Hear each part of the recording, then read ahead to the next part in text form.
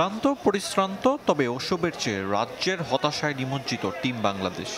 Saint Vincent থেকে ঢাকায় দীর্ঘ ভ্রমণ শেষে দেশে ফেরার মুহূর্ত হতে পারত রঙিন উৎসবের, কিন্তু কোথায় কি। কোনো মতে বিমানবন্দর ছেড়ে যেতে পারলেই বেঁচে যায় নাজমুল শান্তর দল।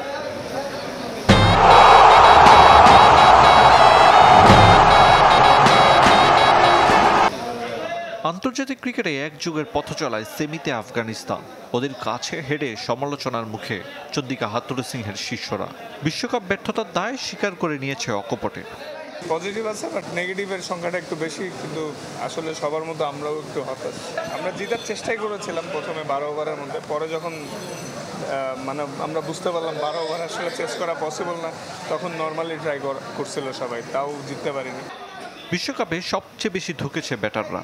টপ অর্ডারের অফ ফর্ম, মিডল অর্ডারের অধারাবাহিকতা, ফিনিশিং ব্যর্থতা। তারপরও সুপার 8-এ বাংলাদেশ হয়তো অনেকের মতে এটাই অনেক।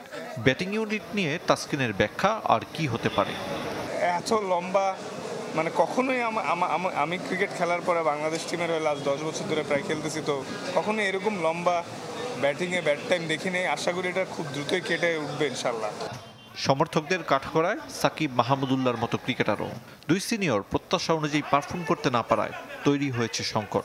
এত সব অপ্রাপ্তির মাঝে বোলারদের পারফরমেন্সে তৃপ্ত পেস ইউনিটের নেতা তাসকিন। তানজিম, সাকিব, রিশাদ এরা লিডিং উইকেট টেকারদের মধ্যে টপ 5-এর মধ্যে ছিল, আর রিশাদ স্টিল আছে। দুইজন সিনিয়র খেলোয়াড়ের অফ ফর্ম আমাদের দলে, তারা অফ ফর্মে না থাকে অবশ্যই আমাদের ইফেক্ট পড়েছে। একদিন আগে ঢাকায় ফিরেছেন সাকিব আল হাসান, দলের সঙ্গে ফেরেননি লিটন দাস ও সৌম্য সরকার। 19 জুলাই ঢাকায় আসবেন কোচিং স্টাফের সদস্যরা। হারের তিক্ততা নিয়ে আপাতত বিশ্রামে ক্রিকেটাররা। আরিফুল ইসলাম, চ্যানেল 24, ঢাকা।